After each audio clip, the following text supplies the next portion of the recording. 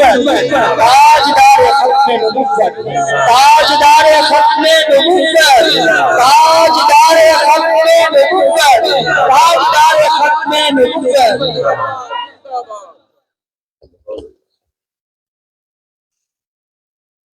الحمد للہ رب العالمین، الصلاة والسلام على سید الانبیاء والمرسلین وعلى آلہ واصحابہ اجمعین، اما بعد، اعوذ باللہ من الشیطان الرجیم، بسم اللہ الرحمن الرحیم، الا ان اولیاء اللہ لا خوف علیہم ولا هم يحزنون الذين آمنوا وكانوا يتقون۔ آمنت بالله صدق الله مولانا العظيم۔ قال الله تبارك وتعالى جل وعلا في شان حبيبه مخبرا وآمرا إن الله وملائكته يصلون على النبي يا أيها الذين آمنوا صلوا عليه وسلموا تسليما۔ اللهم صل وسلم وبارك على سيدنا ومولانا ونبينا محمد النبي الأمي الكريم وعلى آله وأصحابه أجمعين۔ الصلاة والسلام عليك يا سيدي يا رسول الله وعلى آلك وأصحابك يا سيدي يا حبيب الله۔ سبھی حضرات میرے کریم آقا کی بارگاہ بے کس پناہ میں ہدیہ دو سلام پیش کیجئے، عرض کیجئے۔ آپ انہوں کو بند کر دیں، ویسے بے شک آواز بڑھا دیں۔ الصلاة والسلام علیکہ یا سیدی یا رسول اللہ وعلی آلک و اصحابک یا سیدی یا حبیب اللہ۔ الصلاة والسلام علیکہ یا سیدی یا رحمت للعالمین وعلی آلک و اصحابک یا سیدی یا سیدی یا سیدی یا خاتم النبیین۔ نہایت معزز محترم علماء ذی وقار، حاضرین گرامی قدر، آج وہاں درس قرآن کریم میں ہر مہینے کے دوسرے اتوار کو صبح نماز فجر کے بعد درس قرآن مجید فرقان مل کا اہتمام کیا جاتا ہے۔ اس مرتبہ جو موضوع تھا وہ اللہ تعالیٰ کا قرب حاصل کرنا، یعنی اللہ کا ولی بننے کا طریقہ کیا ہے۔ آج کا یہ موضوع گفتگو تھا بحمد اللہ تعالیٰ ثم الحمد اللہ تعالیٰ۔ اس موضوع پہ وہاں سے حاصل گفتگو ہوئی۔ جناب محمد اکبر صاحب یا اکبر علی صاحب، انہوں نے کہا کہ وہی موضوع آج ہمارے سامنے ذکر کر دیں۔ دراصل عجب بات ہے، جانا انہوں نے تھا وہاں سننے کے لیے، کہا کہ آ کے ہمیں گھر سنا کے جائیں۔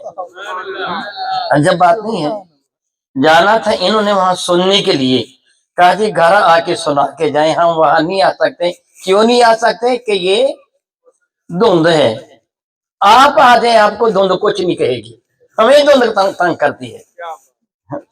ہم صبح بھی نہیں آ سکتے جب سورج نکلنے والا ہو، آپ رات کو آئیں، کتنا کمال ہے ان کا۔ بہرحال میں عرض کر رہا تھا، رب ذوالجلال کا بے پایا احسان اور کرم ہے کہ جس خالق نے، جس مالک نے ہم ناچیز و حقیر بندوں کو اپنی اور اپنے محبوب مکرم کی محبت عطا فرمائی۔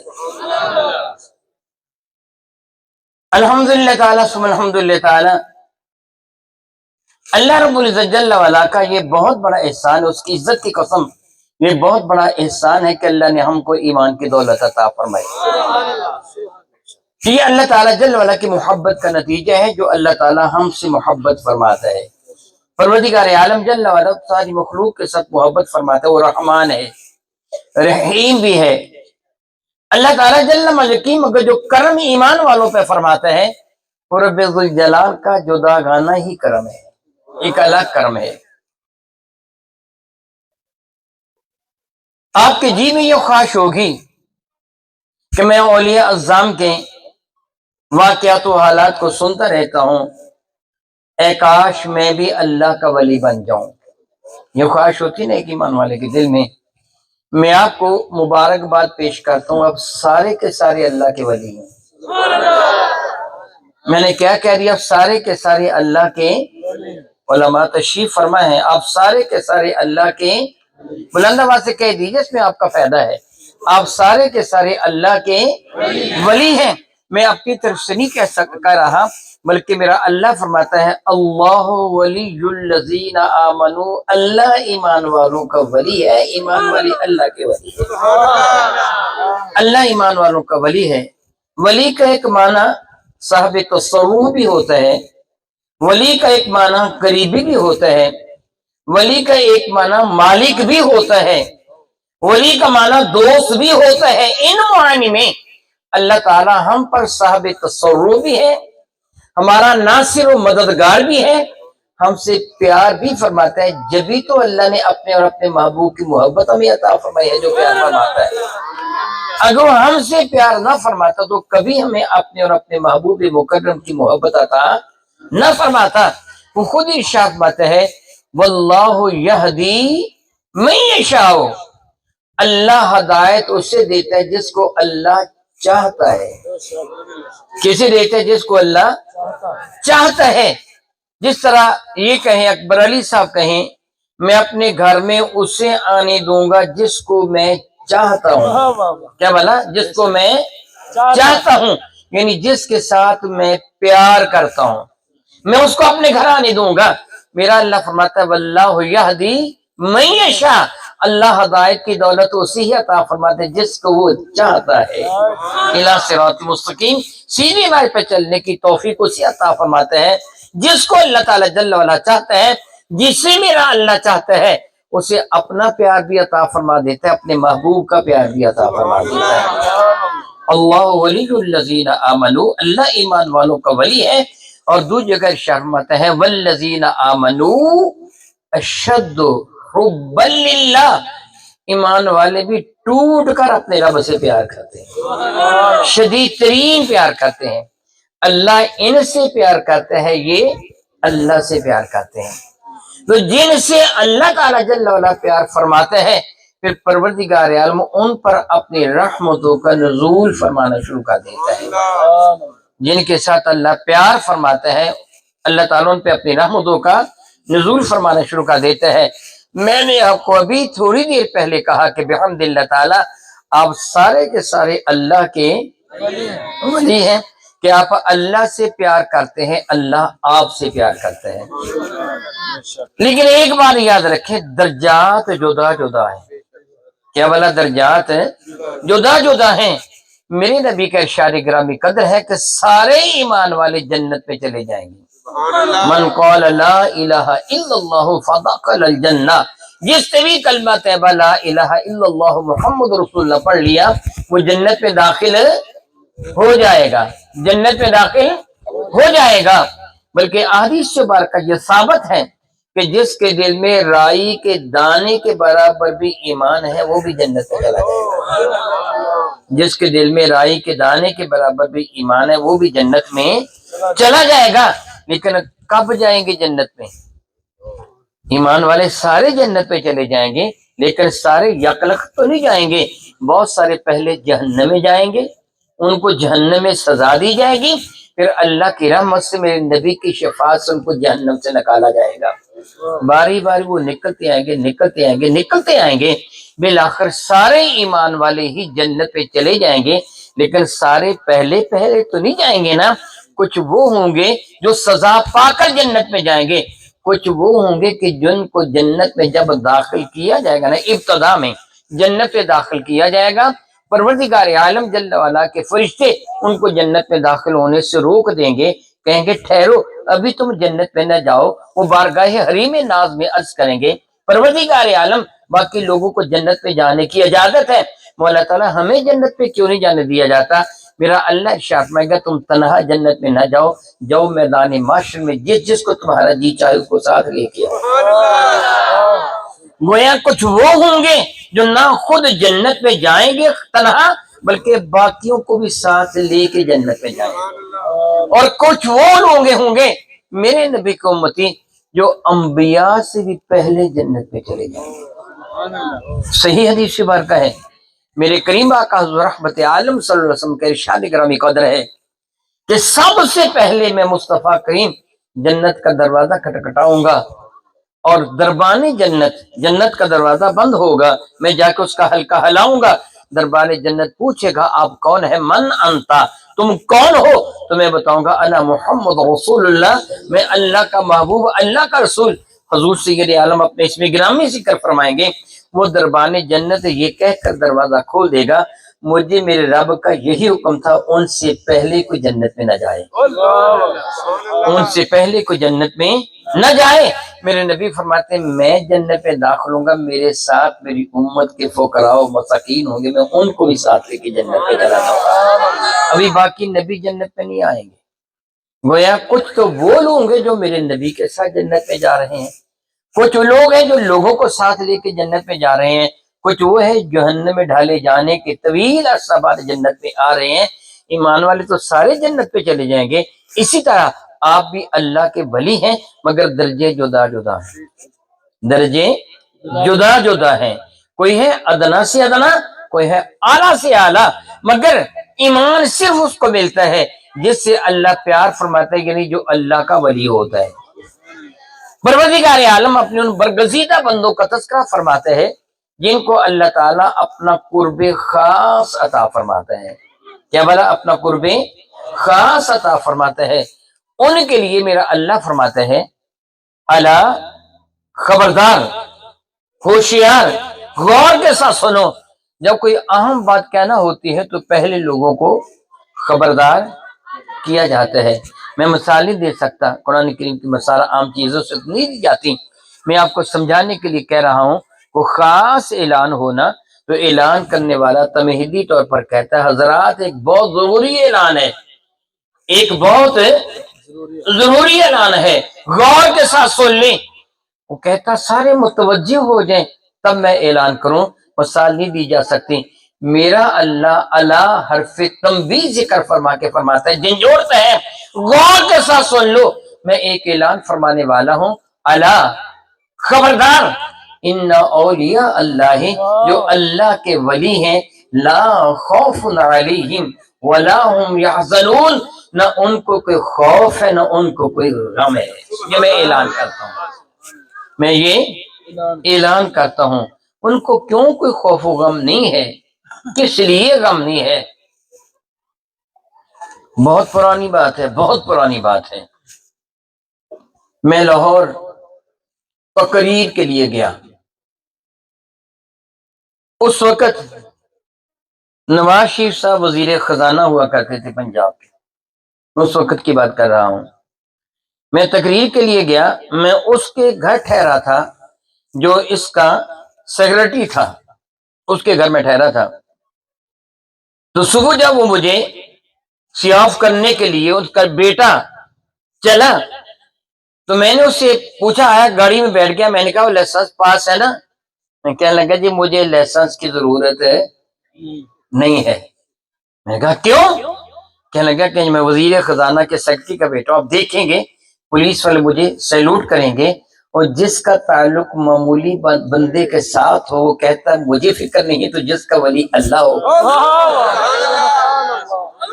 لا خوف علیہم ولا هم یحزنون، ان پہ کوئی نہ خوف ہے نہ کوئی حزن ہے، نہ ان کو کسی نقصان کا ڈر ہے، اور اگر کوئی چیز چلی جائے تو بے پرواہ ہو جاتے ہیں، اپنے رب کی رضا پہ ہمیشہ راضی ہیں، وہ اپنے رب کی رضا پہ ہمیشہ راضی ہیں، نہ کوئی خوف ہے نہ کوئی حزن ہے، نہ ڈر ہے نہ کوئی غم ہے، وہ اللہ تعالیٰ جل وعلا کی رضا پہ راضی ہیں، پروردگار عالم جل وعلا کی عطاؤں پر وہ اپنے رب کا شکر ادا کرتے ہیں، وہ کسی سے ڈرتے نہیں ہیں، ان کو کسی کا خوف کیوں نہیں ہے کہ ان پر اللہ کے خوف کا غلبہ ہے۔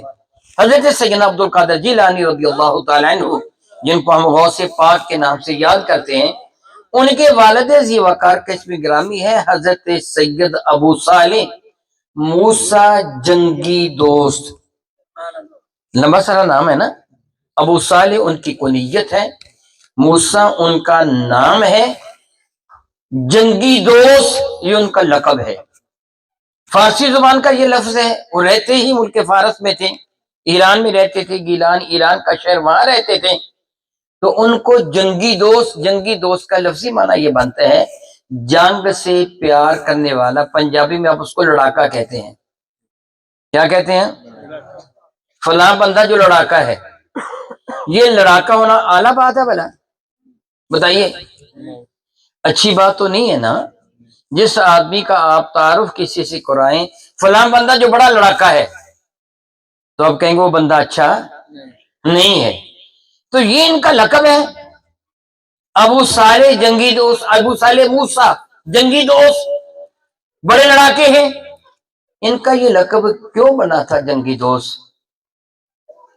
ان کو پتا چلا کہ جس وقت بادشاہ وقت تھا، خود کو خلیفہ کہلواتا تھا، اس کے کارندے اس کے لیے شراب کے مٹکے لے کے جا رہے ہیں، اور شراب اس سے کسی دوسرے علاقے، دور دراز کے علاقہ سے شراب منگوائی تھی، جو بڑی اعلیٰ کوالٹی کے اس زمانہ میں شراب تھی، مٹکوں میں تھی. وہ مٹکے لے کے جا رہے ہیں. اسی طرح لوگ بیٹھے تھے. حضرت ابو صالح موسیٰ جنگی دوست بھی تشریف فرماتے ہیں. کسی نے کہا ذرا خلیفے کی حالت تو دیکھو، یہ شراب نوشی کرتے ہیں. اور پتہ چلا کہ اس کے شراب کے مٹکے بذریعہ بحری جہاز آئے تھے. وہ اس کے نوکر چاکر کئی مٹکے اٹھائے لیے جا رہے ہیں. حضرت ابو صالح موسیٰ جنگی دوست رحمت اللہ تعالی علیہ کے دست مقدس پہ ڈنڈا تھا، غصے کے ساتھ اٹھ کے کھڑے ہو گئے اور گئے اور جا کے ان کے سارے مٹکے توڑ دیے. مٹکے انہوں نے اپنے سروں پہ اٹھا رکھے تھے، مٹکے توڑ دیے. ان کے سارے بدن شراب میں بھیگ گئے، شرابور ہو گئے، مگر کسی کی جرأت نہیں تھی کہ ان کے ساتھ الجھتا. لوگوں کو پتا تھا کہ ان کی بہت زیادہ قدر و قیمت ہے، ان کو اللہ نے اعزاز عطا فرمایا ہے، عزت و عظمت سے نوازا ہے. ان سے الجھیں گے تو پھر کئی لوگ ان کی حمایت میں کھڑے ہو جائیں گے. ان غلاموں نے کچھ نہیں کہا، سیدھے خلیفہ وقت جو تھا، امیر وقت جو تھا، اس کے دربار میں چلے گئے اور اس سے جا کے بتایا یہ دیکھو ہماری حالت کیا ہے، شراب میں بھیگے ہوئے تھے. پوچھا مٹکے کدھر گئے؟ انہوں نے بتایا وہ جو ابو صالح موسیٰ ہے نا، اس نے مٹکے توڑ دیے ڈنڈے کے ساتھ. اس سے حکم دیا فوراً گرفتار کر کے اسے میرے سامنے پیش کیا جائے. بادشاہ کے کارندے آئے، ان کو گرفتار کر لیا. گرفتار کر کے بادشاہ کے سامنے، اس خلیفہ وقت کے سامنے پیش کیا تو غصہ میں لال پیلا تھا، غضب سے اس کی آنکھیں سرخ ہو رہی تھیں. اس نے غصے کے عالم میں ڈانٹ کر کہا وہ تو کون ہوتا ہے شراب کے مٹکوں کو توڑنے والا؟ تجھے پتا نہیں وہ شراب کس کے لیے منگوائی جا رہی تھی؟ تو آپ نے فرمایا کہ میں محتسب ہوں، یعنی حساب لینے والا ہوں. آپ سادہ لفظ میں سمجھیے، چیف جسٹس سے بھی بڑا عہدہ ہوتا ہے. محتسب کا جو عہدہ ہوتا ہے چیف جسٹس سے بھی بڑا ہوتا ہے. وہ چیف جسٹس کا بھی حساب لے سکتا ہے. کہیں گے میں محتسب ہوں، میری ذمہ داری ہے کہ میں جب بھی کوئی خلاف شرع کام ہوتا ہو دیکھو، خلاف قانون کام دیکھو اور اس کو روک دو. وہ غصہ میں تھا خلیفہ، تجھے کس سے محتسب بنایا؟ تو آپ نے اسی قدر غصے کے ساتھ جواب دیا جس نے تجھ کو خلیفہ بنایا، اس نے مجھے محتسب بنایا ہے. تو کون ہوتا ہے پوچھنے والا؟ ان کی جرأت کو خلیفہ نے دیکھا تو خاموش ہو گیا. چند لمحے اس نے سوچا، پھر کہنے لگا ہاں ٹھیک ہے، ایسا شخص میرے ملک میں ضرور ہونا چاہیے کہ جو میری غلطی پر بھی مجھے تنبیہ کرنے کی جرأت رکھتا ہو. میں تجھے کوئی سزا نہیں دیتا، میں تجھے محتسب بناتا ہوں. پہلے تو محتسب تھے نہیں، اب میں محتسب بناتا ہوں. آپ نے جواب دیا سن، جو اپنے رب کا نوکر ہو چکا ہے وہ تیرا نوکر نہیں بنے گا. جو اپنے رب کا نوکر ہو چکا ہے وہ تیرا نوکر نہیں بنے گا. یہ کہہ کے اور اس کے دربار سے آپ واپس تشریف لے ہیں. لوگ کہنے لگے دیکھو یہ کتنے لڑاکے ہیں. ان کا لقب جنگی دوست. میرا اللہ فرماتا لا خوف علیہم، حق بات کہتے ہوئے کبھی ان پر خوف طاری ہوتا ہی نہیں ہے. حق بات کہتے ہوئے کبھی ان پہ خوف طاری ہوتا ہی نہیں ہے. اور کوئی چیز چلی جائے ان سے تو ان کو کبھی غم نہیں ہوتا، اپنے رب کی رضا سمجھتے ہیں. حتیٰ کہ ان کی جان بھی چلی جائے تو شکر ادا کرتے مولا تو نے قبول کر دی. نہ کوئی خوف ہوتا ہے نہ کوئی غم ہوتے ہیں. ان کی نشانی کیا؟ وہ ہوتے کون ہیں؟ الذین آمنو. ان کی پہلی سیڑھی جو ہے نا ولی بننے کی، وہ کیا ہے؟ ایمان والے ہونا. کیا ہے بھلا؟ ایمان والے ہونا. ایمان کی کچھ صفات ہے. میں اس موضوع پہ قبل ازیں یہاں گفتگو کر چکا ہوں ایمان پر، اور ایک ایمان کی روح ہے۔ آپ جانتے ہیں نا کہ اسلام کے اتنے ارکان ہیں۔ میں نے ایک مثال دے کے آپ کو سمجھایا تھا، بطور مثال سمجھیے، میں بندہ ناچیز ہوں، محمد سعید الحسن میرا نام ہے، یہ پگڑی محمد سعید الحسن کی ہے۔ آپ کو کہیں یہ پگڑی پڑی ہوئی ملے تو آپ کیا کہیں گے؟ یہ پگڑی کس کی ہے؟ محمد سعید الحسن کی۔ یہ سر کس کا ہے؟ محمد سعید الحسن کا۔ یہ ہاتھ کس کے ہیں؟ محمد سعید الحسن کے۔ یہ ٹانگیں کس کی ہیں؟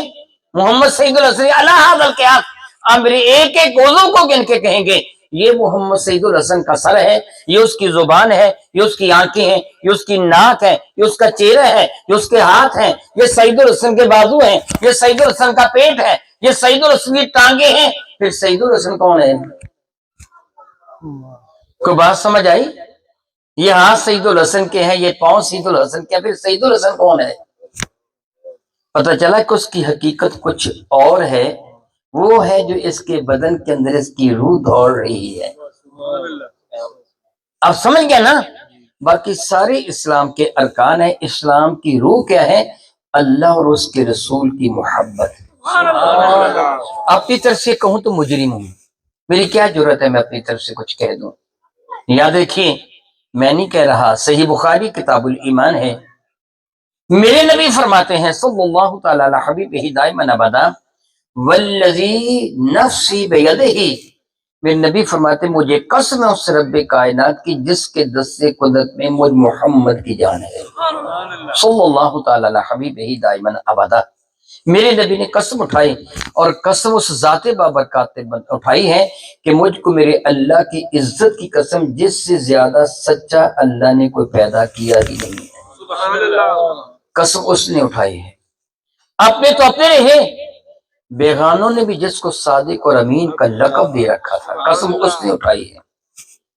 اور جس نے جبل ابو قبیس یا جبل صفا کی چوٹی پہ کھڑے ہو کے اہل مکہ کو ایک دعوت دیتے فرمایا تھا، اگر میں تم کو یہ کہوں کہ اس پہاڑ کے پچھواڑے میں ایک بہت بڑا لشکر ہے جو تم پہ حملہ کرنے والا ہے، تو بتاؤ تمہیں میری بات پر یقین آ جائے گا؟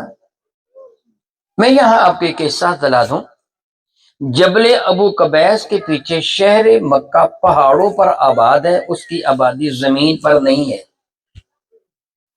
کہاں آباد ہے؟ پہاڑوں پر۔ بہت سارے پہاڑ ختم کر دیے گئے، لیکن اب بھی آپ اللہ تعالیٰ آپ کو لے کے جائے۔ میں رات ہی آیا ہوں، رات تقریباً 1 بجے کے میں رات ہی آیا ہوں، میں سے مدینہ طیبہ سے رات ہی آیا ہوں۔ آپ اللہ کرے آپ بھی جائیں تو دیکھیں گے اب بھی پہاڑوں پر آبادی، کچھ پہاڑ توڑ دیے گئے، بہما پہاڑوں پر آبادی ہے۔ تو جبل ابو قبیس کے پیچھے کیا تھا؟ پہاڑ۔ کیا تھا؟ پہاڑ، شہر مکہ، اور ان پہاڑوں پر ان کے لوگوں کے گھر بنے ہوئے تھے۔ میرے نبی پہلے آ گئے تھے، ان کو بعد میں بلایا تھا۔ حضور نے پوچھا میں کہوں کہ پیچھے پہاڑ نہیں ہے، میدان ہے، کیا بلا پیچھے پہاڑ نہیں ہے، میدان ہے، اور میدان لشکر سے بھرا پڑا ہے جو تم پہ حملہ کرنے والا ہے، تمہیں میری بات پہ یقین آ جائے گا؟ ان کو کیا کہنا چاہیے تھا؟ جی نہیں، ہم اپنے گھر سے اٹھ کے آئے ہیں، ادھر پہاڑ ہے، کوئی میدان نہیں ہے، کوئی لشکر وشکر نہیں ہے، ہم بعد میں آئے ہیں، تم پہلے ایسے بیٹھے ہو۔ میں بطور مثال عرض کرتا ہوں کہ اب آنے والے مسئلے حضرت تشریف لائے ہیں، یہ کہیں کہ محمد اکبر علی صاحب آپ کے دروازے پر کیچڑ ہے، ذرا اس کی صفائی کروا دیں، آنے جانے والوں کو تکلیف ہوگی۔ میں کہوں جی کوئی کیچڑ نہیں ہے، یہ کہیں جی کیچڑ ہے، میں کہوں نہیں کیچڑ، تو یہ کہیں گے شاہ جی جب آپ آئے تھے نا اس وقت کیچڑ نہیں تھا، بعد میں کو پانی پھینک کے چلا گیا، اب کیچڑ ہے۔ تو بات معتبر کس کی ہے؟ پہلے آنے والے کی کہ بعد میں آنے والے کی؟ میری بات کی سمجھ آپ کو آئی ہو تو آپ بتا دیں، نہیں ہے تو میں دوبارہ سمجھا دیتا ہوں۔ بتائیے معتبر بات کس کی ہے؟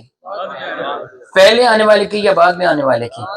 میرے نبی تو پہلے آئے تھے، کفار مکہ تو بعد میں آئے تھے، اور یہ وہیں سے اٹھ کے آئے تھے جس جگہ کا نام میرے نبی نے لیا تھا، جس پہاڑ کے پچھواڑے میں جہاں سے تم اٹھ کے آئے ہو میں کہوں کہ وہاں تمہارے گھر نہیں ہے، پہاڑ نہیں ہے، وہاں میدان ہے اور لشکر سے بھرا پڑا ہے، وہ تم پہ حملہ کرنے والا ہے، میری بات مان جاؤ گے؟ تو انہوں نے جواب کیا دیا تھا؟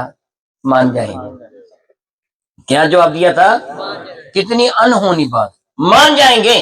میرے نبی نے سوال کیا تھا کیوں مان جاؤ گے، کس دلیل سے مان جاؤ گے؟ تو ان کا جواب یہ تھا 40 سال ہو گئے ہیں اس لیے مان جائیں گے، اس زبان سے کبھی جھوٹ نکلا ہی نہیں، اس زبان سے کبھی جھوٹ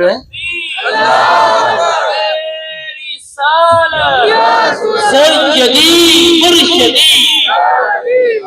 تاجدار ختم نبوت زندہ باد زندہ من باد۔ سب نبیشن من سب نبیشن۔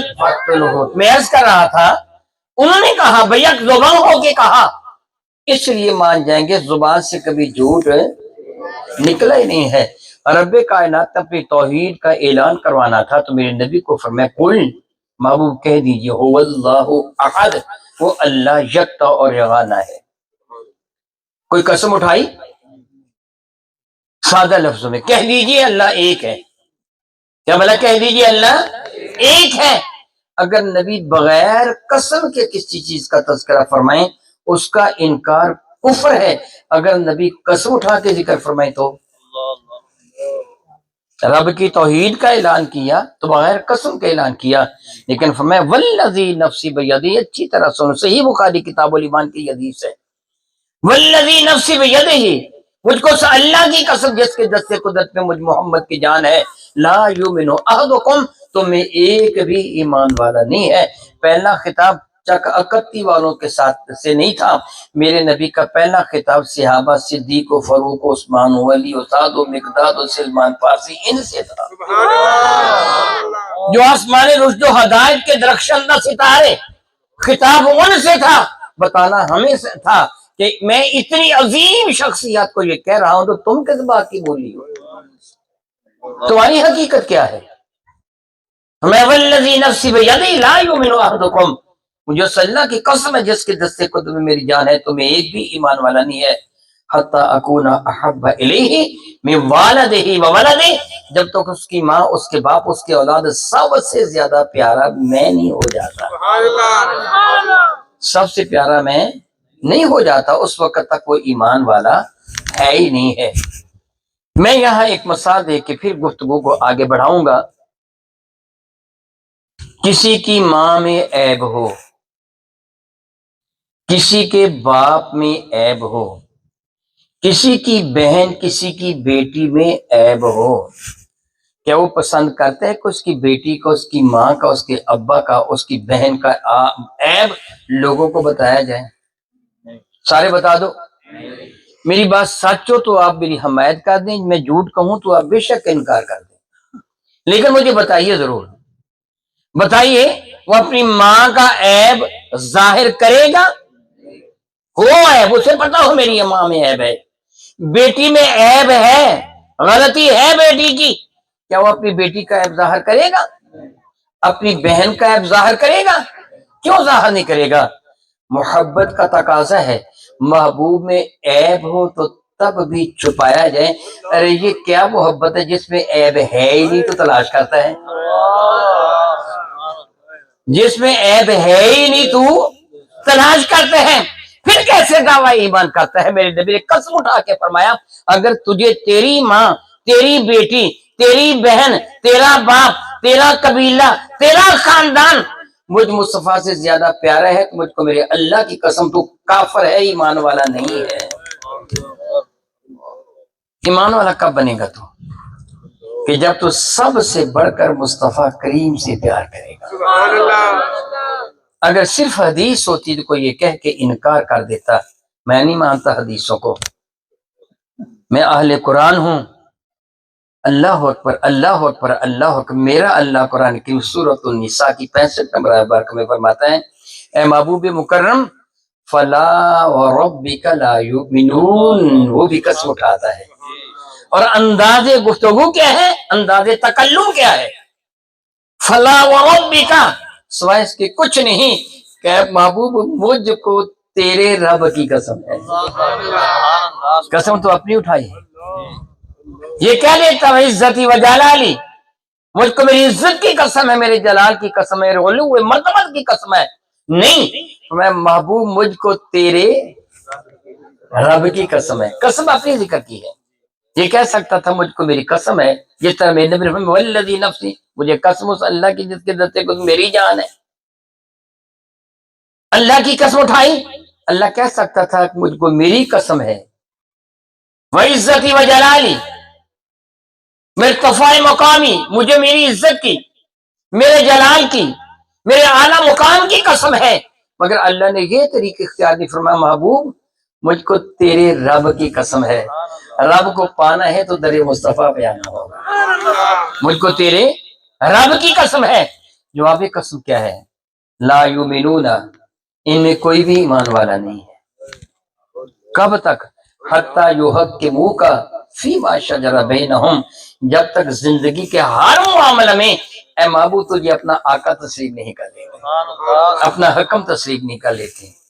ثم لا یجدوا فی انفسہم حرجا مما قضیت، پھر تو جو چاہے فیصلہ کر دے، ان کے دل میں کوئی حرج نہ آئے.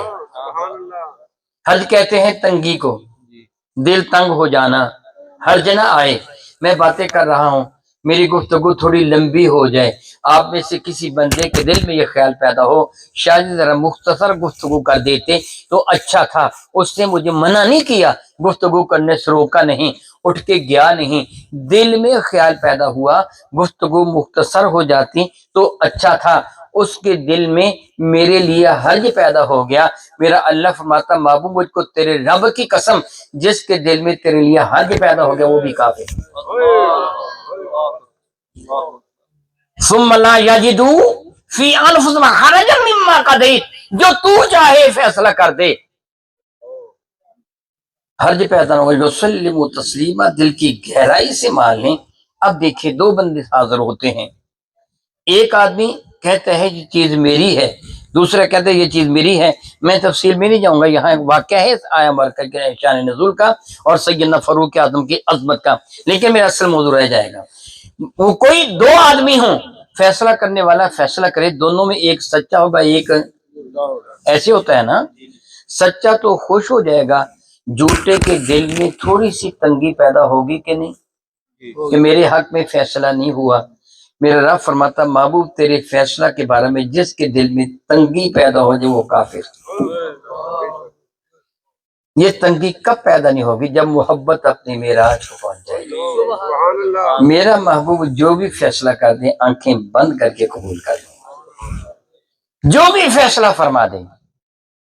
پتہ چلا کہ اللہ اور اس کے رسول کی محبت، والذین آمنوا اشد حب للہ، ایمان والا اپنے رب سے بھی شدید محبت کرتا ہے، اپنے نبی سے بھی شدید محبت کرتا ہے. اسی محبت کی معراج کا دوسرا نام ایمان ہے. کیا ہے بھلا؟ اسی محبت کی معراج کا دوسرا نام ایمان ہے. تو اللہ کا محبوب، اللہ کا ولی بننے کے لیے سب سے پہلی سیڑھی ایمان ہے. اللہ تعالیٰ فرماتا ہے الذین آمنوا، وہ لوگ صاحب ایمان ہوتے ہیں. کیا بھلا؟ وہ لوگ صاحب ایمان ہوتے ہیں. میرے نبی نے اشارے گرامی قدر فرمایا کچھ وہ لوگ ہوں گے جو اتنی نمازیں پڑھیں گے کہ ان کی نمازوں کے مقابلے میں تم اپنی نمازوں کو حقیر سمجھو گے. اتنے روزے رکھیں گے کہ ان کے روزوں کے مقابلے میں تم اپنے روزوں کو حقیر سمجھو گے. وہ لوگوں کو دعوت و تبلیغ بھی کریں گے، اللہ اور اس کے رسول کی جانب بلائیں گے، اور قرآن کریم بڑے ہی خوش الہان انداز میں پڑھیں گے کہ لوگ ہاش ہاش کر اٹھیں گے. میرے نبی فرماتے ہیں مگر میں اللہ کا نبی گواہی دیتا ہوں ایمان سے یوں نکل گیا جس طرح تیر شکار سے نکل جاتا ہے. وہ صاحب ایمان نہیں ہیں، بلکہ میرے نبی فرماتے ہیں کہ اگر میں ان کو پاتا تو یوں قتل کر دیتا جس طرح قوم عاد و سمود کو قتل کیا گیا ہے. سیدنا علی مرزا کرم اللہ وجہ کی فوج میں کچھ لوگ شامل تھے. کیا میں نے کہا؟ سیدنا علی مرزا کی فوج میں کچھ لوگ شامل تھے. جب وہ حکمین والا معاملہ ہوا جب حضرت علی اور حضرت معاویہ کے درمیان وہ جو معاملہ سلجھانے کے لیے حکمین کا فیصلہ ہوا تھا، تو کچھ لوگ امیر المومنین مولا علی شیر خدا کرم اللہ وجہ کی فوج سے نکل گئے، خارج، جو فوج سے کیا ہو گئے؟ خارج، فوج سے خارج، ان کو خارجی کہا جاتا ہے، ان کو کیا کہا جاتا ہے؟ خارجی کہا جاتا ہے۔ میں ذمہ داری کے ساتھ کہہ رہا ہوں، میں نے کتاب لکھی ہے اسی موضوع پر، کتاب الفتن اس کا نام ہے۔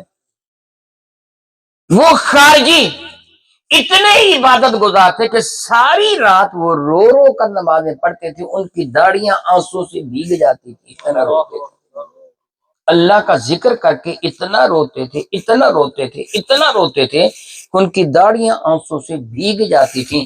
انہوں نے حضرت علی پر شرک کا الزام لگایا تھا کہ علی تو نے غیر اللہ کو حکم مان کر شرک کا ارتکاب کیا ہے، حکم اللہ تعالی ہے، تو مشرک ہو گیا ہے۔ انہیں حضرت علی پر شرک کا فتویٰ لگایا تھا۔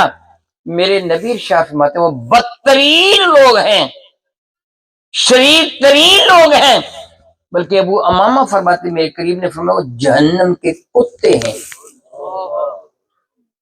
الیاذ باللہ تعالیٰ، بظاہر وہ نمازیں بھی پڑھتے ہیں، روزے بھی رکھتے ہیں، حج بھی کرتے ہیں، زکوٰۃ بھی دیتے ہیں، میدان جنگ میں جہاد بھی کرتے ہیں، حضرت علی کے خلاف لڑائی ہی کی، جہاد بھی اپنے کئی کرتے ہیں۔ ان ساری باتوں کے باوجود وہ کافر ہے۔ میرا اللہ قرآن کریم میں فرماتے ہیں وَمِنَ النَّاسِ مَن يَقُولُ آمَنَّا بِاللَّهِ وَبِالْيَوْمِ الْآخِرِ وَمَا هُمْ بِمُؤْمِنِينَ، کتنے وہ لوگ ہیں جن کا دعویٰ ہے ہم اللہ کو بھی مانتے ہیں، قیامت کو بھی مانتے ہیں، ایمانیات کو تسلیم کرتے ہیں، مگر میرا اللہ فرماتا وَمَا هُمْ بِمُؤْمِنِينَ، وہ ایمان والے ہیں نہیں ہیں۔ میری بات شاید آپ کو سمجھ آگی ہوگی کہ نہ آگی ہوگی۔ پھر ان کے اندر کیا نقص تھا؟ ان کے دل میں میرے نبی کی محبت نہیں تھی۔ کیا بلا ان کے دل میں میرے نبی کی محبت نہیں تھی؟ تو اللہ کا ولی بننے کے لیے ایمان شرط ہے، اور ایمان کے لیے اللہ اور اس کے رسول کی محبت شرط ہے۔ اب میری ساری گفتگو کا خلاصہ آپ یہ سمجھ گئے ہوں گے کہ اللہ کا ولی وہ ہوتا ہے جس کے دل میں مصطفیٰ کریم کا پیار ہوا کرتا ہے، جس کے دل میں میرے نبی کی محبت ہوا کرتی ہے، اور جس کی محبت کسی کے دل میں ہو اس سے متعلقہ ساری چیزوں سے محبت ہوا کرتی ہے، ساری چیزوں سے پیار ہوا کرتا ہے۔ پھر وہ میرے نبی سے متعلق ساری چیزیں، خواہ وہ اہل بیت مصطفیٰ ہو یا نبی کے صحابہ ہو، بلکہ وہ تو محبت کے ساتھ کہتا ہے گنبد خضرا خدا تجھ کو سلامت رکھے، دیکھ لیتے ہیں تجھے پیار بجھا لیتے ہیں۔ پھر تو پتھروں سے بھی پیار کرتا ہے، ان کانٹوں سے بھی پیار کرتا ہے، ان راہوں سے بھی پیار کرتا ہے جس کا تعلق میرے نبی کے ساتھ ہو جاتا ہے۔ پہلی شرط ایمان ہے، اور دوسری شرط کیا ہے؟ وَقَالُوا يَتَّقُونَ، وہ متقی ہوا کرتے ہیں۔ کیا بلا وہ متقی ہوا کرتے ہیں؟ پہلی شرط کیا تھی؟ وہ صاحب اللہ کا ولی بننے کے لیے، اللہ کا قرب حاصل کرنے کے لیے پہلا سٹیپ، پہلی سیڑھی ایمان ہے، اور دوسری سیڑھی کیا ہے؟ تقویٰ۔ دوسری سیڑھی کیا ہے؟ تقویٰ۔ تقویٰ کا ایک معنی یہ بھی ہے، میرے نبی ارشاد فرماتے ہیں حلال بھی ظاہر ہے، حرام بھی ظاہر ہے، متقی وہ ہے جو خود کو شبہ والی چیزوں سے بھی بچا لے۔ قرآن مجید فرقان میں کے بالکل ابتدا میں سورہ فاتحہ کے بعد سورہ بقرہ شریفہ کے شروع میں میرا اللہ فرماتا ہے ذالک الکتاب لا ریب فیہ، اے قرآن کے قاری اچھی طرح یہ بات ذہن نشین کر لے کہ جس کتاب کی تلاوت کا تو ارادہ کر رہا ہے نا، یہ کتاب شک و شبہ سے بالا تر ہے۔ تو نے اس کتاب کو پڑھنا ہے، اس کے اندر حقائق تیرے سامنے آئیں گے، واقعات آئیں گے، خبریں آئیں گی، آئندہ کی پیشگوئیاں آئیں گی۔ یاد رکھنا اس کا کوئی واقعہ، کوئی آیت، کوئی لفظ، کوئی حرف زبر زیر نقطہ بھی باطل نہیں ہے، سب کچھ حق پر مبنی ہے۔ یہ جان کر اس کتاب کو پڑھنا۔ ذالک الکتاب، یہ وہ کتاب ہے کہ لا ریب فیہ، جس میں کوئی بھی ریب، کوئی بھی شک نہیں ہے۔ ھدی للمتقین، تو ہدایت چاہتا ہے نا، اگر اس کتاب کو پڑھ کر تو ہدایت لینا چاہتے ہیں پھر تجھے بتایا جا رہا ہے یہ کتاب ہدایت اس کو دیتی ہے جو متقی ہوتا ہے. یہ کتاب ہدایت کس کو دیتی ہے؟ جو متقی ہوتا ہے. یہ ہدایت اس کو دیتی ہے ہدی للمتقین. اور متقی کا معنی کیا ہے؟ تقویٰ کسے کہتے ہیں؟ بڑا وسیع موضوع ہے، بڑا وسیع موضوع ہے. بحمد اللہ تعالیٰ ثم الحمد اللہ تعالیٰ. مجھے یاد ہے کہ میں نے 2-3 ماہ تک جمعے اسی لفظ پر پڑھائے تھے، تقویٰ کے معنی پر ہی. لیکن یہاں تقویٰ کا معنی کیا ہے؟ اس جگہ ہدی للمتقین، یہاں وہ لوگ جو متقی ہیں ان کو قرآن سے ہدایت ملتی ہے. متقی کون ہیں؟ الذین یؤمنون بالغیب. یہاں متقی وہ لوگ بتائے گئے کہ جو غیب پر ایمان لاتے ہیں. کس پر ایمان لاتے ہیں؟ غیب کسے کہتے ہیں؟ جو انسان کے حواس خمسہ سے چیز ماورا ہو، جو اس کی رینج میں نہ آئے، اس کو غیب کہتے ہیں. یعنی ہم جب کسی چیز کو جاننا چاہتے ہیں تو چند قوتیں ہیں، حواس ہیں، جن سے ہم چیز کو پہچانتے ہیں. بطور مثال میں آپ کے سامنے گفتگو کر رہا ہوں، آپ میری باتیں سن رہے ہیں. کوئی آدمی آپ سے پوچھے صبح کہ شام محمد سعید الحسن آیا تھا، تو آپ کیا جواب دیں گے؟ جی وہ آیا تھا، یہی کہیں گے نا. وہ بندہ کہے کہ آپ کو کیسے پتا چلا؟ آپ کیا کہیں گے؟ میں نے خود اس کو دیکھا. یعنی آنکھیں بھی قوت ادراک رکھتی ہیں، پہچانتی کو بندہ فلاں بندہ آیا. اگر کوئی نابینا بیٹھا ہوا ہمارے اندر، اس سے پوچھے کہ محمد سعید الحسن نے وہ آیا تھا، تو کیا کہے گا؟ اسے کہا جائے تجھے تو نظر ہی نہیں آتا، وہ کیا جواب دے گا؟ میں نے اس کی تقریر کو اپنے کانوں سے سنا. دوسری حص ہے قوت سامعہ، پہلی اس قوت باصرہ، دوسری قوت سامعہ. اب گھر میں آئے ہیں، آ کے پوچھا امرود کون لے کے آیا؟ گھر والے پوچھتے ہیں کہ تجھ کو وہی نادر ہوتی ہے، نجومی ہے تو تجھے پتا چلا امرود گھر میں موجود ہیں. کہتے جب میں کمرے میں داخل ہوا تو امرودوں کی خوشبو آ رہی تھی. قوت شامہ نے بتا دیا کوئی چیز موجود ہے. کتنی قوتیں ہو گئیں؟ یہ چیزیں آپ نے یاد رکھنی ہیں. میں وہ کہانی آپ کو نہیں سناؤں گا، حقائق بیان کر رہا ہوں. قوت باصرہ، قوت سامعہ، قوت شامہ، یہ چیزوں کی موجودگی کا احساس دلاتی ہیں. جناب اکبر علیہ السلام مجھے پانی پیش کر کے پوچھیں شاہ جی یہ میرے نلکے کا پانی ہے، بتائیے یہ اچھا ہے، پینے کے قابل ہے کہ نہیں؟ اس میں کوئی کیمیکل تو نہیں ہے؟ کیا میں آنکھیں پھاڑ پھاڑ کر دیکھوں تو پہچان جاؤں گا؟ تھوڑا سا کان میں ڈال لوں نہیں پتا چلے گا؟ سونگوں نہیں پتا چلے گا؟ میں اس کیمیکل کو یا چینی کو یا نمک کو پہچاننے کے لیے کیا طریقے اختیار کروں گا؟ اس کا ایک بوند بھروں گا، میری قوت ذائقہ بتا دے گی اس کے اندر چینی ہے کہ نہیں ہے، نمک ہے کہ نہیں ہے، کیمیکل ہے کہ نہیں ہے، بتا دے گی نا. یہ چوتھی قوت ہے ذائقہ ہے. اور پانچویں قوت لامسہ ہے، گرمی ہے کہ سردی ہے، چیز کھردری ہے کہ ملائم ہے. آپ کسی حافظ نابینے کو آپ پیاز پکڑا دیں، حافظ جی مالٹا کھا لو، حافظ صاحب پیاز پکڑتے ہی کیا کہیں گے؟ وہ اندے یہ مالٹا، یہ تو پیاز ہے. حافظ صاحب نے سونگا بھی نہیں، پیاز نے بتایا بھی نہیں، ان کی قوت لامسہ نے بتا دیا چیز کیا ہے. یہ 5 وہ قوتیں ہیں جس سے کسی کی موجودگی کا احساس ہی ہوتا. اب میں کہوں یہاں ملک کا وزیر اعظم یا چیف جسٹس یا آرمی چیف موجود ہے، آپ مانیں گے؟ سارے بتا دو. آپ کہیں گے ہمیں نظر تو آتا نہیں ہے، اس کی آواز بھی سنائی نہیں دیتی، کروفا بھی نظر نہیں آتا. جو چیز نظر بھی نہیں آئے، سنے بھی نہیں، چکھا بھی نہ جا سکے، ٹٹولا بھی نہ جا سکے، ہم اسے کیسے مان جائیں؟ یہ غیب ہے. آپ سے پوچھتا ہوں اللہ ہے یا سارے بتا دو؟ نہیں، کچھ بولتے ہیں کتنی بولتے، شاید ان کو شک ہے. اللہ ہے؟ سارے بتاؤ اللہ ہے؟ ہاتھ کھڑا کرو جس کو پتا ہے اللہ ہے. بس ٹھیک ہے، آپ نیچے کر لو، کافی ہو گیا. اب بتاؤ جس نے اللہ کو دیکھا ہے وہ ہاتھ کھڑا کرے. ہے کوئی؟ جس نے اللہ کی آواز کو سنا وہی ہاتھ کھڑا کر دے؟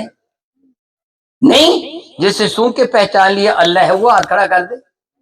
کوئی نہیں جس سے ٹٹول کے دیکھو یہ اللہ ہے ہاتھ کھڑا کر دے، نہ اس کو سونگا جا سکتا ہے، نہ اس کو چکھا جا سکتا ہے، نہ ٹٹولا جا سکتا ہے، نہ سنا جا سکتا، پھر بھی ہے۔ پھر تیرے پاس دلیل کیا ہے؟ دلیل یہ ہوگی مجھ کو میرے نبی نے بتایا گیا۔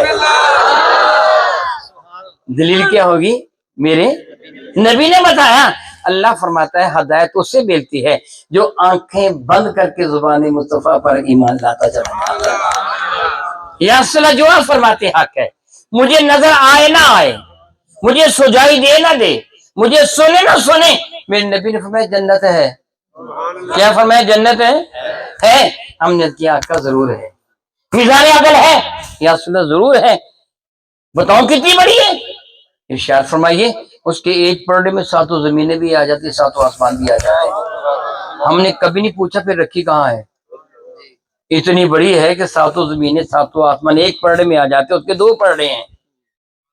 پھر اس کے لسان المیزان بھی ہے جس کو آپ کانٹا کہتے ہیں، میزان کے دو پرڑے ہوتے ہیں، درمیان میں ایک ڈنڈا ہوتا ہے، درمیان میں لسان المیزان وہ کانٹا ہوتا ہے۔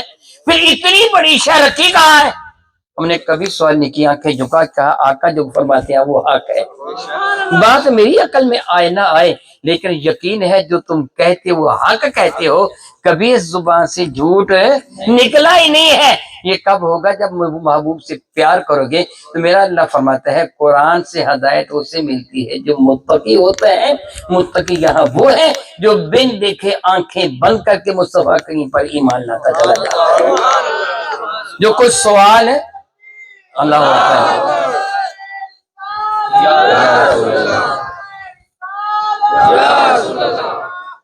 میرے کریم آقا حضور رحمت عالم صلی اللہ تعالی علیہ وآلہ وسلم مدینہ طیبہ سے بعد جلوہ فرماتے، ایک شخص آیا جس کے پاس گھوڑا تھا۔ اس زمانہ میں کوئی طریقہ ہے کار وضع کیے گئے تھے جس سے پہچانا جاتا تھا جس کو پہچاننا ہوتا۔ بطور مثال بیٹیوں یہ بات میں تمہارے لیے بھی کرنے لگا ہوں، یہ حضرات بھی سن رہے ہیں، بیٹیاں باتیں کرتی ہیں نا، یہ بات سن لو۔ اس زمانہ میں ایک قانون تھا، ایک آئین تھا، ایک طریقہ کار تھا کہ آزاد و حرہ عورت، عزت والی عورت کے سر پر دوپٹہ ہوتا تھا۔ کیا ہوتا تھا؟ سر پر دوپٹہ ہوتا تھا۔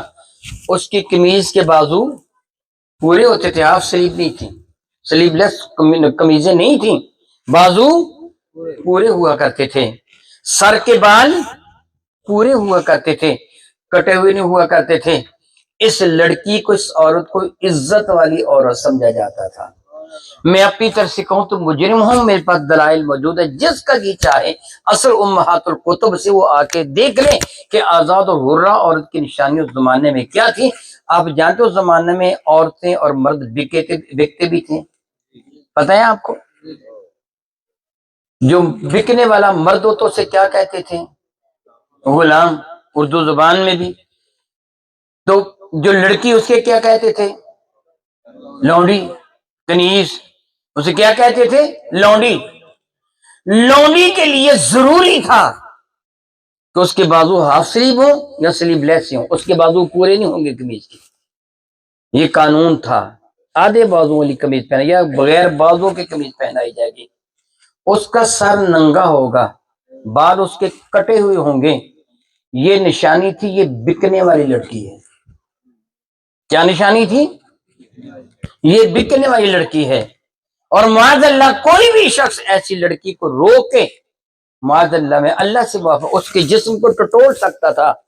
جس طرح قصاب جانور خریدنے سے پہلے اس کے گوشت کا اندازہ لگانے کے لیے ٹٹولتا ہے، اس طرح اس لڑکی کو ٹٹول کر پھر اس کے مالک سے پوچھتا تھا اس کی رقم تو نے کتنی لینی ہے، کتنے پیسے لینے میں خریدنا چاہتا ہوں۔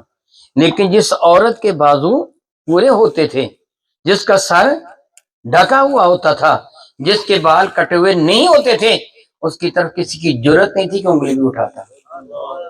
کہتا ہے یہ آزاد اور حرہ عورت ہے اور یہ لونڈی ہے، بکنے والی ہے۔ سیدنا فاروق اعظم رضی اللہ عنہ کے زمانے میں کسی لونڈی نے پورے بازو والا لباس پہنا تھا، آپ نے کوڑوں سے سزا دی تھی کہ تو نے پورے بازو والے لباس کو پہنا۔ قانون ہے کہ تجھے ہاف سلیو پہنا ہوگی یا سلیو لیس بازو تو نے پہنا ہوگا۔ پورے بازوں والا قمیض لونڈی نہیں پہن سکتی تھی، وہ سر پر دوپٹہ چادر نہیں لے سکتی تھی، اس کے بال کٹے ہوئے ہوتے تھے، یہ نشانیاں ہوا کرتی تھیں۔ میں اللہ سے معافی مانگتا ہوں آج ہماری بیٹیاں کیا بنی ہوئی ہیں، آپ خود اس چیز کا اندازہ لگائیں۔ خیر میں بتا رہا تھا اسی طرح جانوروں کی حالت تھی۔ اگر کوئی بندہ جانور پر سوار ہوتا، گھوڑے پر، گدھے پر، اونٹ پر، خچر پر سوار ہوتا، تو اس کا معنی ہوتا ہے کہ یہ سواری لے کے جا رہا ہے، اس کو کوئی نہیں روکتا تھا، لیکن وہ پیدل ہوتا اور جانور کی مہار کو تھاما ہوا ہوتا تو یہ معلوم ہوتا کہ یہ بیچنے والا ہے، جانور کو بیچنے والا ہے۔ میرے نبی مدینہ طیبہ سے باہر سے ایک شخص کو دیکھا، وہ اپنے گھوڑے کی لگام تھامے آ رہا ہے، میرے نبی نے روک لیا، فرمانے لگے کیا گھوڑا بیچو گے؟ کہنے لگے جی بیچوں گا، اس لیے تو سوار نہیں ہوں، بیچوں گا۔ میرے نبی نے فرمایا کتنی رقم لو گے؟ اس نے کچھ بتائی کہ اتنی رقم لوں گا، کیونکہ اس نے رقم مناسب مانگی تھی، زیادہ نہیں تھی، بہت کم بھی نہیں تھی۔ میرے کریم آقا نے قبول فرما لیا، فرمایا چلو ٹھیک ہے، اتنی رقم میں دے کر یہ گھوڑا تو اس سے خرید لوں گا۔ اس وقت جیب میں رقم نہیں تھی، فرمایا میرے ساتھ آ جاؤ، میں اپنے کشان مقدس سے تجھے رقم دوں گا۔ یہ شخص اور میرے نبی دونوں مدینہ طیبہ کی گلی میں داخل ہوئے، بازار میں داخل ہوئے۔ حضور سید عالم قدر تیز چلتے تھے صلی اللہ تعالیٰ بی دائمن ابدا۔ محدث یہی کہتے ہیں، میں نے اپنی کتاب رہبر زندگی طب نبوی میں اپنے ذوق کے مطابق لکھا ہے، محدثین کا یہ قول، حضور تیز چلتے تھے، بعض اوقات صحابہ دوڑ کر حضور کے ساتھ ملتے تھے، اتنا تیز چلتے تھے۔ میں نے وہاں لکھا ہے کہ میرا جی یہ کہتا ہے شاید جب میرے آقا اپنا مبارک قدم اٹھاتے ہوں گے نا، زمین کا اگلا ٹکڑا پاؤں چومنے کے لیے تیزی کے ساتھ آگے بڑھ جاتا ہوگا، وہ حضور کے مبارک قدموں کا بوسہ لے لیتا ہوگا، پھر دوسرا قدم اٹھاتے ہوں گے، زمین کا اگلا ٹکڑا بڑھ جاتا ہوگا، زمین سمٹتی جاتی تھی، لوگ کہتے تھے تیز چل رہے ہیں۔ یہ میں نے تفسیر باہر میں عرض کر رہا تھا، کریم آقا آگے نکل گئے، وہ بندہ پیچھے پیچھے رہ گیا، مدینہ طیبہ کے ایک بازار میں داخل ہو گئے۔ کیونکہ طریقہ کار کیا تھا، جو سواری پر سوار نہ ہو، سواری بکنے والی ہے۔ راستے میں دوسرے لوگ بھی تھے، انہوں نے دیکھ لیا گھوڑے والا ہے، اس نے اس کی لگام کو تھاما ہوا ہے اور سوار نہیں ہے، اس کو روک کے پوچھا بھائی گھوڑا بیچو گے؟ کہاں بیچوں گا، کتنی رقم لوگے؟ جو رقم میرے نبی کو بتائی تھی اس سے تھوڑی زیادہ بتا دی۔ حدیث مبارکہ میں رقم کا تعین نہیں، آپ کو سمجھانے کے لیے کہہ رہا ہوں، بس انہوں نے کہا تھا 1000 تو 1100 بتا دیے، یعنی تھوڑی سی زیادہ رقم بتا دی۔ گھوڑا اچھا تھا، اس سے ابھی کہیں گے ٹھیک ہے میں اس کو خریدتا ہوں، تو اس نے دیکھا کہ وہ زیادہ رقم مل رہی ہے، تو وہیں کھڑے ہو کے میرے نبی کو پکار کہا اوے بھائی، میرے کریمہ کرو گے؟ ہم کیا بات ہے؟ اور تو نے خریدنا ہے تو خرید لے، وگرنہ میں بیچ رہا ہوں۔ میرے کریمہ کا واپس آ گیا، اس کے قریب کھڑے ہو کے فرما لیں گے دیکھ گھوڑا میں نے تجھ سے خرید لیا ہے، اب میں تجھے رقم دینے کے لیے لا رہا تھا۔ کہنے گا جی کوئی نہیں خریدا، ابھی تو بات ہی نہیں ہوئی، آپ نے کہا آئے ہم بات کریں گے۔ معاذ اللہ ثم معاذ اللہ تعالیٰ، میرے کریم آقا کی جانب جھوٹ کی نسبت، اللہ یعوذ باللہ تعالیٰ۔ میرے نبی فرمائیں گے گھوڑا میں نے خرید لیا ہے۔ صحابہ نے بات سن لی تھی، کہنے گے بے وقوف پگلے، گھوڑا رسول اللہ نے خرید لیا ہے، تو جھوٹ بولتا ہے۔ کیونکہ وہاں کوئی بھی تیسرا بندہ موجود نہیں تھا، وہ شخص گھوڑے والا تھا اور میرے نبی تھے۔ اگر تمہارے سامنے خریدا تو کوئی بھی نہیں کہتا تھا میرے سامنے خریدا، چپ کر جاتے تھے۔ کچھ لوگ جمع ہو گئے، حضرت ابو خزیمہ انصاری رضی اللہ عنہ کے بھی آ گئے، پوچھا کیا معاملہ ہے؟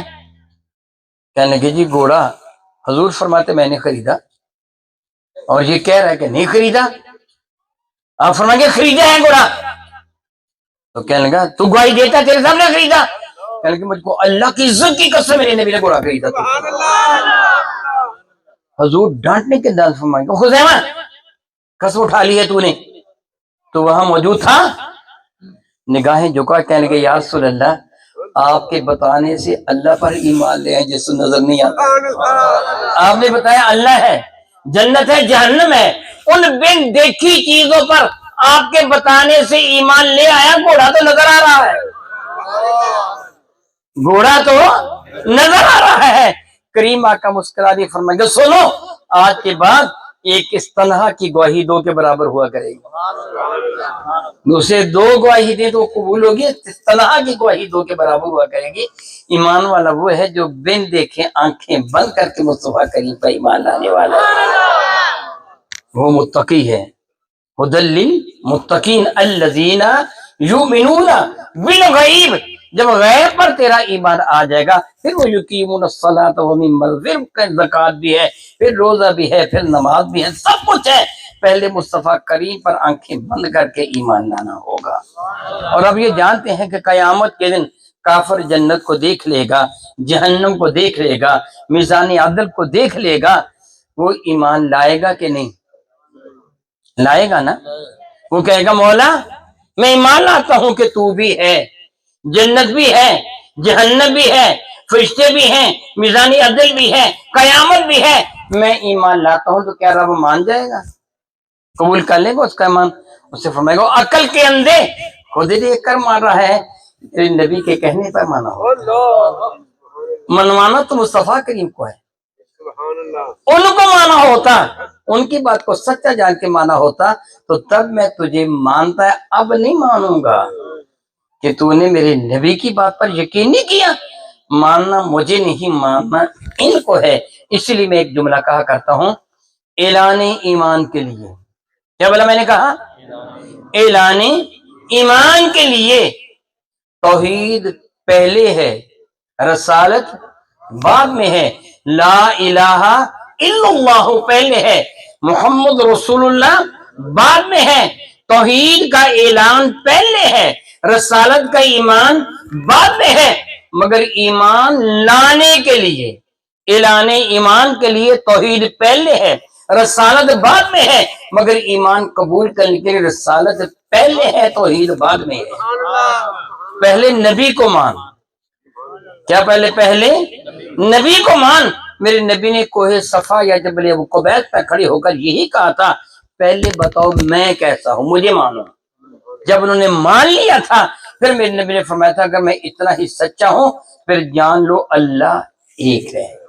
پہلے کس سے منوایا تھا؟ اپنے آپ کو منوایا تھا، پھر اللہ کی توحید کا اعلان کیا تھا۔ اس لیے میں نے کہا ایمان لانے کے پہلے، اعلان لانے کے لیے پہلے نبی کو ماننا ہوگا، پھر اللہ کو ماننا ہوگا۔ ہاں اعلان کرے گا تو پہلے اللہ کی توحید کا، پھر نبی کی رسالت کا، تو حقیقت پھر کیا ہوئی متقی ہونے کی کہ تجھے بارگاہ مصطفیٰ میں پہلے سر جھکانا ہوگا، ان کی غلامی کا پٹا گردن میں سجانا ہوگا۔ اگر تو اللہ کا ولی بننا چاہتا ہے، میں نے دو چیزوں کا ذکر کیا یہاں کہ اللہ کا قرب حاصل کرنا چاہتے ہو، اللہ کے ولی بننا چاہتے ہو تو کن دو چیزوں کی ضرورت ہے؟ کون سی دو پہلی شرطیں ہیں؟ اللہ تعالیٰ فرماتے ہیں الا ان اولیاء اللہ لا خوف علیہم ولا هم یحزنون، جو اللہ کے ولی ہیں نہ ان کو کوئی خوف ہے نہ ان کو کوئی حزن ہے۔ الذین، وہ کون ہوتے ہیں؟ آمنو، وہ ایمان والے ہوتے ہیں، وکانوا یتقون، اور وہ متقی ہوا کرتے ہیں، وہ ایمان والے ہوتے ہیں اور متقی ہوا کرتے ہیں۔ محترمی تقریباً 1 گھنٹہ تک میں نے آپ کے سامنے گفتگو کی ہے اور 2 چیزوں پر میں نے آپ کو زور دیا اور سمجھایا آپ کو، اور پھر یہ حدیث مبارکہ بھی صبح میں نے عرض کی تھی جو صحیح بخاری میں حضرت سیدنا ابی ہریرہ سے مروی ہے کہ میرا اللہ فرماتا من عاد لی ولیا فقد آذنتہ بالحرب، یہ لمبی حدیث مبارکہ ہے۔ صبح اس موضوع پر میں نے اس حدیث مبارکہ کو پیش کیا تھا، میں یہ عرض کروں گا تو کئی گھنٹے گزر جائیں گے، یہاں صرف اتنی سی بات عرض کر دیتا ہوں۔ صحیح بخاری میں ابی ہریرہ سے یہ حدیث مبارکہ مروی ہے، میرا اللہ فرماتا ہے من عاد لی ولیا فقد آذنتہ بالحرب۔ مختصر سی گفتگو یہاں کروں گا۔ میرا اللہ فرماتا ہے جو میرے ولی سے دشمنی کرتا ہے میں اس سے اعلان، سارے بتا دو، من عاد لی ولیا فقد آذنتہ بالحرب، من عاد لی ولیا، جس نے عداوت رکھی، دشمنی کی میرے ولی سے، میں اس کے خلاف اعلان جنگ کرتا ہوں۔ اعلان جنگ محبوب کے ساتھ کیا جاتا ہے کہ دشمن کے ساتھ؟ جنگ کس کے ساتھ کی جاتی ہے؟ دشمن کے ساتھ۔ اللہ ولی الذین آمنوا، اللہ تو ایمان والوں سے پیار فرماتا ہے۔ کیا بھلا اللہ ایمان والوں سے پیار فرماتے ہیں؟ جو اللہ کے ولی سے دشمنی رکھے اللہ اس کا دشمن ہے، اللہ اس سے اعلان جنگ فرماتا ہے۔ اب میں آپ سے سوال کروں گا، یوں کہیے کہ میری ساری گفتگو کا خلاصہ میں آپ سے سوال کروں گا، بتاؤ جس کے دل میں ولیوں سے محبت نہیں وہ ایمان والا ہے یا کافر؟ کیوں؟ وہ اللہ کا دشمن ہے، اللہ اس کے خلاف اعلان جنگ فرما رہا ہے۔ پتہ چلا ایمان والا وہ ہے جو نبی سے بھی پیار کرتا ہے اور ولی اللہ سے بھی پیار کرتا ہے، اولیاء اللہ سے پیار کرتا ہے۔ ولیوں کا منکر کبھی صاحب ایمان نہیں ہوا کرتا، نبی کا منکر کبھی صاحب ایمان نہیں ہوا کرتا۔ صاحب ایمان کیوں ہے؟ کون ہے؟ کہ جو اللہ سے محبت کرتے ہیں، اللہ کے نبی سے محبت کرتا ہے، اولیاء سے، میرے نبی کے اہل بیت سے، میرے نبی کے صحابہ سے، میرے نبی کے غلاموں سے جو پیار کرتا ہے۔ میں اس کریم پروردگار کا شکر ادا کرتا ہوں، مولا تعالیٰ تیرا کتنا احسان ہے، تو نے ہمارے دل میں اپنی محبت بھی رکھی، اپنے نبی کی محبت بھی رکھی، اپنے نبی کے اہل بیت کی محبت بھی رکھی، اپنے نبی کے صحابہ کی محبت بھی رکھی، اپنے نبی کے غلاموں کو بھی محبت رکھی۔ تیری عزت کی قسم یہ تیرا بڑا احسان ہے۔ میں تیرے حضور ملتجی ہوں، دعا کرتا ہوں مولا تعالیٰ جب تک ہم زندہ رہیں تیرے اور تیرے محبوب کی محبت میں زندہ رہیں، ہمیں آخر ہچ کی آئے تو تیرے اور تیرے نبی کے پیار میں آئے، قیامت کے دن اٹھیں تو تیری رحمت کا، تیرے نبی کے دامن کرم کا سایہ ہمارا مقدر بنے۔ آمین ثم آمین، وآخر دعوانا ان الحمد للہ رب العالمین۔